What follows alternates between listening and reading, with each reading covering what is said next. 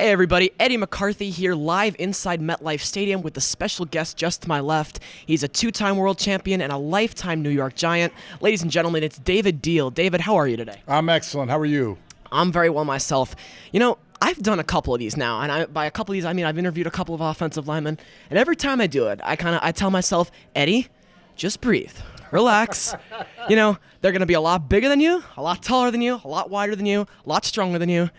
But every time I do one, I mean, you guys are just enormous. I mean, it's really striking, and you've shaved off a couple of pounds since your playing days. Am I correct? Yeah, you know, as a former retired offensive lineman, I don't need to weigh 319 pounds anymore walking around when I'm not trying to push anybody off the line of scrimmage. So that's one of the things you realize is that once you are done playing the sport that you played, you have a long life to live. I'm a father. I have a 12-year-old daughter.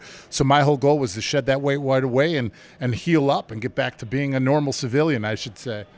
Well, speaking of the sport that you played, one of the NFL media channels that covers a lot about the sport you play, football, is NFL Films. And last night I was watching an NFL Films episode that was titled "Are There Manners on the Football Field?" And they basically asked a bunch of current and former players, "Are there manners on the football field?" So I'm going to ask you, what's your take?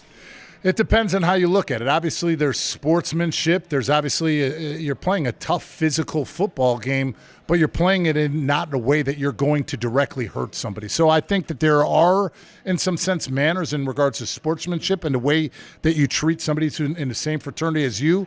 But I think in between those lines, you're both fighting for the same goal, and especially when you're an offensive lineman, you either win the battle or you lose it. There's no in between. So you have to take that into account as well. Does it surprise you that all the offensive linemen said, and actually all the linemen interviewed said, that there were no manners whatsoever on the field? Not really, because in between those lines, like I said, it's a war out there, and you're in a position that not many people know what you do, but when you don't do something right, everybody knows about it because that's the only time that your number's getting called out.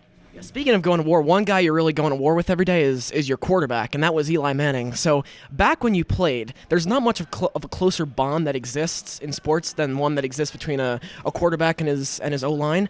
How difficult was it for you, both now and when you were a player, to hear media personalities criticize Eli Manning off the field? I think that's something that you're used to as a professional athlete. When you're doing something at the highest level, you're always going to get criticized. I think that's something that you take on, and it's never easy, but at the same time, do you let it affect your performance, or do you use it as a motivating factor? That's something that Eli has always done, good, bad, and different. He's always approached the game the same way, doing it to the best of his ability and bringing out the best in his teammates. So even though it is tough, it's not something that's unfamiliar that we haven't seen or he had to dealt with himself.